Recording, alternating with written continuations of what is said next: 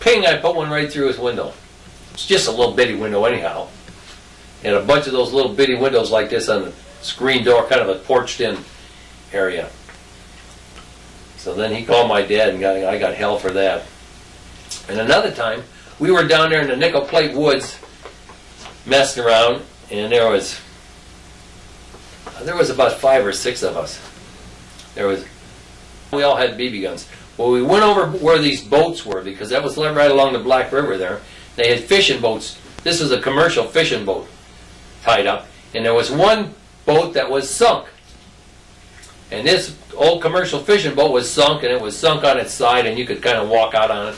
And we walked out on it, and we ran around on it, and did all this stuff. It was nothing. It was junk. Nobody could do anything with it. And then we went over to another boat, and this was a commercial fishing boat that was tied up by the dock there. And this fishing boat was, they used it for fishing, and they had nets and everything there. And put his BB gun up beside that compass, and shot a hole in that compass. And that BB was inside that compass. The fishing guys coming down the hill, but we couldn't get out of the way, and they caught us. And they put us on that fishing truck and took us to the guy looked at that boat, and he saw that compass was shot. He put us on that boat, on that truck. He said, "Now those guys get out, get off there, stay on there. I'm taking you to the police department." He drove us on that fish, so all the way across town, all the way over to the other side to the police department. Took us in the police department, and saw a policeman about that. And then the policeman said, "Okay, we're not going to arrest you, but you have to pay. Each guy has to pay $25 or $17 or $12, whatever it was, to get this guy's compass, new compass for this guy." So they had in the paper. The next day, they had an article in the paper, "Fishermen make big catch." And they told us of all this. They didn't have our names in there, I don't think. But they said all about these guys going down there and wrecking the guy's fishing boat and doing all this stuff, which was a damned lie anyhow. We didn't wreck his boat. We shot a hole in a compass, that's all. So then we had to pay for that. And my dad wasn't too happy about that. He took that BB gun away from me for quite a while. And then after I got a little older, I got a .22 rifle, Remington Fieldmaster.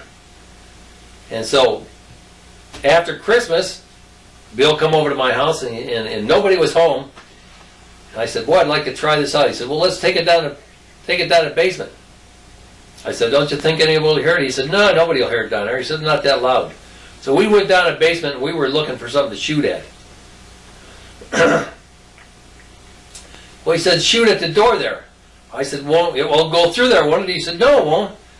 Well, it was a door going into the fruit cellar. And it was, most of the door was thick like this, but this one section of it was real skinny wood there. See, like plywood, quarter-inch plywood. And it was red. I remember it was red. And he said, "Just shoot at that." He said, "Then we'll cover the hole up with something."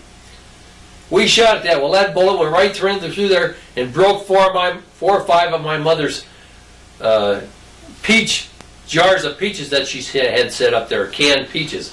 And then the jars broke, and the peaches ran all over hell, and oh, we had a heck of a mess.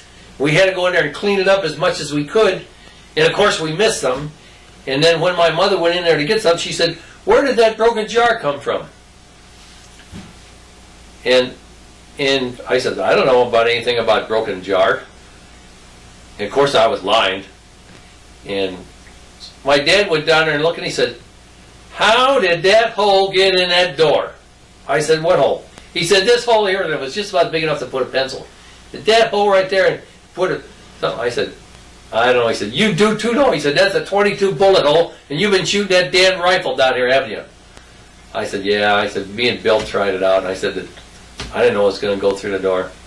Well, when my mom got real bad and she wanted my dad to give me a spanking, he would take me up in the bedroom with a board, see? Quite a board about this long. About that long, and it had a nice handle on it. You really get a good grip on it. It was skinny, like one of those boards you mix paint with, or something like that, but a little heavier. So my dad got that board up there, and he got a pillow. And he got this pillow like this, and he said, "Now when I smack this pillow," he said, "you holler." Okay? I said, "Okay." Wham! Ah! Wham! Ah! Dad, no, more! Ah! he'd be smacking that pillow and I'd be hollering. And then he'd come down and he said, now don't you do that anymore. He said, you get your mother all upset. The cat got upset with me hollering. He said, don't you be doing that anymore. Okay. Well, that went on 2 or 3 different times. And one time we come out, and then my mother would say, Elgin, you didn't have to beat the kid half to death. He said, well, you want him spanked, didn't you? Well, yes, I wanted him spanked, but Christ's sakes, you just about beat him to death. You okay? And of course I'd be pointing my eyes like, yeah, I'm okay, Mom. And then him and I would go out and we'd have a big laugh about that. I don't think my mother ever found that out either. The one about the boat where we shot up the boat in the river? Well, later on, when we were in, I guess we were in junior high school when we did that. Maybe we were in maybe the 7th grade when we did that. And later on, when we were like in the 9th grade, we had an assembly at the high school. And in that assembly, they showed a plane that was flying over, and it flew over that part of Lorraine, and it showed that old boat down there. And everybody in the assembly hall looked at Bill and I back there, and all of us guys, we always used to sit together, or just about together.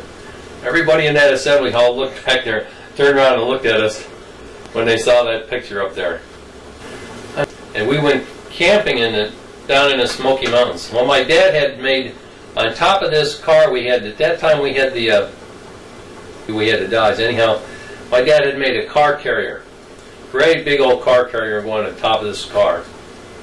And we had all our stuff loaded in there, and we had borrowed a tent from the Girl Scouts. And we went down there camping in the Smoky Mountains for 2 weeks.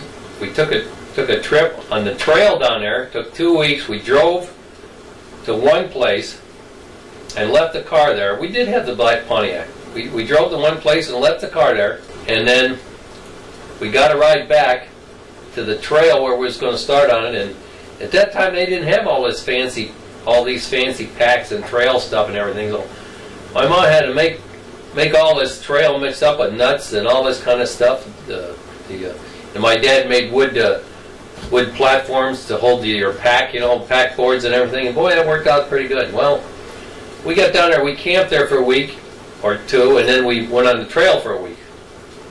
I think we camped a week and went on the trail for a week. Anyhow, there used to be some bears down there, and they called him Old Victor.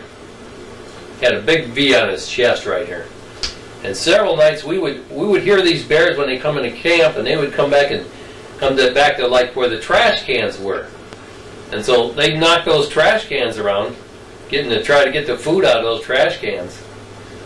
And then we'd go over there and watch the bear, and we'd be maybe 30, 50 feet away, and you'd shine a light at that bear, and if he looked at you and saw that light, you'd see his red eyes looking at you, and he'd start running toward you. Well, one night he scared me so bad I had to run in the restroom. The restroom had great big thick doors on it like that. I ran in the restroom to get away from him.